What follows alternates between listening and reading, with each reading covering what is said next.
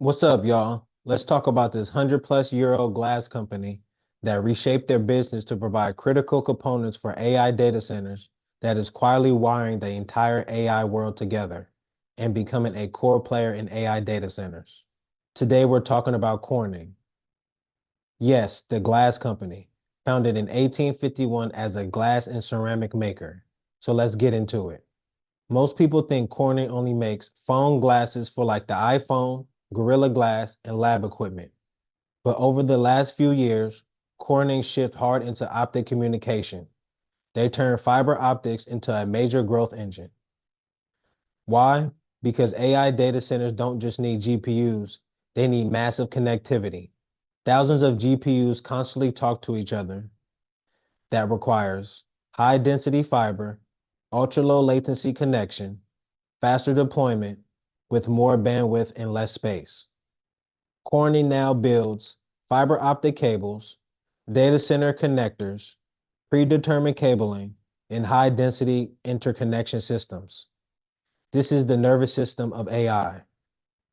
GPUs are the brain, data centers are the body, energy is the blood, Corning is the nerves. Here's what most investors miss. AI creates insane east to west traffic. That means GPUs talking sideways inside the data centers nonstop, not just up and down. Clusters stretch across buildings, campuses, and across cities. Without fiber, AI doesn't scale. So Corning enables inside the building connection, between building interconnections, and campus to campus AI connections.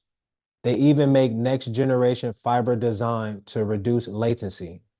Microsoft is already using Corning advanced fiber tech to improve AI network performance.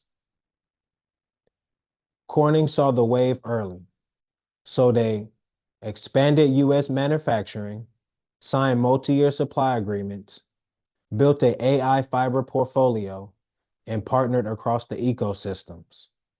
They stopped acting like a legacy material company and started acting like an AI infrastructure supplier.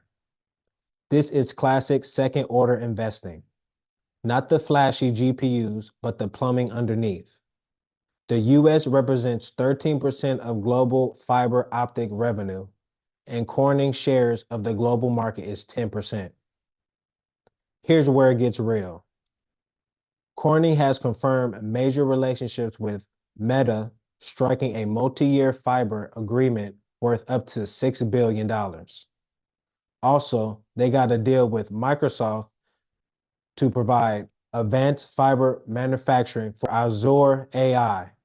Corning and Broadcom have entered into a multi-year technical collaboration to support Broadcom's co-packaged optics infrastructure, which is designed to significantly boost bandwidth, density, and power efficiency in AI data centers. They also serve hyperscale ecosystems tied to Amazon Web Services, Google Cloud, and Microsoft Azure, plus carriers like Lumen that connect AI computers together. These companies don't publicly disclose every customer, but Corning is deeply embedded in hyperscalers build-out. If you're building an AI data center at scale, you're touching Corning. Fiber sits right in the middle of infrastructure. It's not hype, it's required, but it's critical.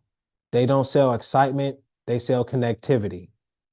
And connectivity is what lets AI exist at scale. This is exactly the kind of quiet infrastructure stock most retail investors overlook. Corning is providing fiber optic cables in Meta's biggest data centers, like Meta's biggest 5 gigawatt data center called Hyperion that's being built in Louisiana. In this one data center, there will be 8 million miles of fiber. That's enough to go around the world 320 times. Right now, copper wires still dominate when it comes to connecting chips within a server. But when that becomes fiber, the demand will soar even higher. Corning has tried to say that they think there's about 5 more years of life of copper, and we're probably towards the tail end of it. And at the end of this decade, we can start seeing more fiber within the servers. Now let's look at Corning chart. Right now they're at all-time highs. So what I like to do is pull out this auto fib and let's draw out some levels. First, we're gonna start off the 1 month.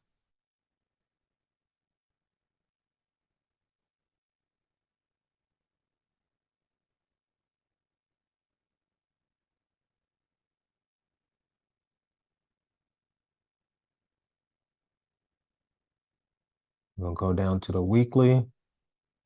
Got a few levels here.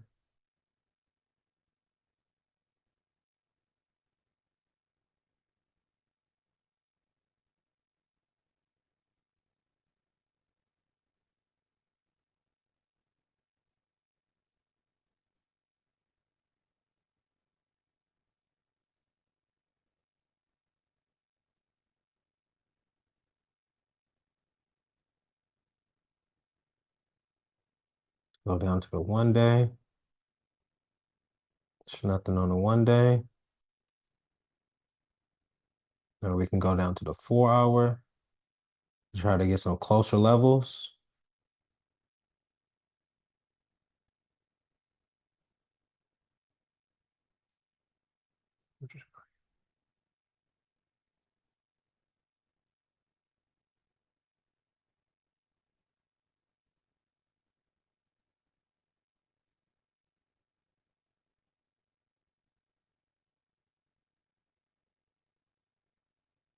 See if we go down to the 1 hour. See if we can get some closer levels. 9.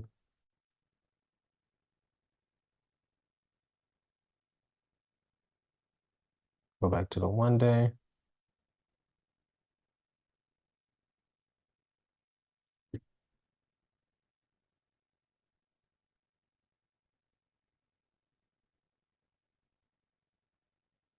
Now that we got our level drawn out,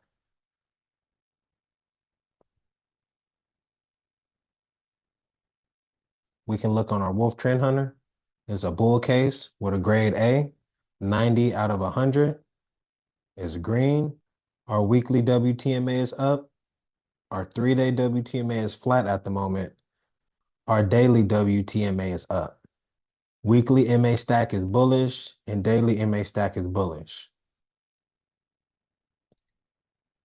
Now, if we look over here, you can see right here that they're talking about the $6 billion deal with Meta to provide optic fiber for their data centers, like we talked about. They also have earnings tomorrow, so I'm excited to see what that's about. But for the past 4 earnings, they beat. That's positive. That's bullish. If we go down, we got a technical rating as a strong buy and an analyst rating as a buy with a 1-year price target of 103. And we're currently at 109 right now. So let's look at their chart right now. Currently, we have an inverse arc with our lock candle. So our candle, full body and wick, not touching our WTMA.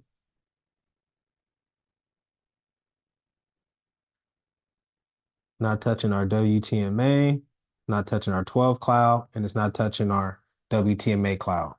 And as you can see right here, we are getting our 12 cloud trying to cross up through our WTMA cloud, which is super bullish. Now if we go down to the 4 hour,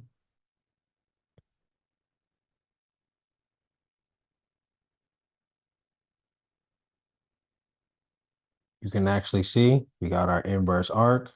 We have smart money step in right here. We got our inverse arc. We got our 12 cloud, and we got our WTMA cloud. We got our candle, full body and wick, not touching the WTMA, our 12 cloud, our WTMA cloud. We created this fair value gap where we used this candle right here. We dipped into it a little bit and we closed right here at this 4 hour auto fib level right here. Now if we go to the 2 hour, just go there. As you can see, kind of similar to the 4 hour, we got our inverse arc, floating candle, full body and wick not touching. We're over our 12 cloud. We're also over our WTMA cloud. We created this fair value gap as we use as a trampoline.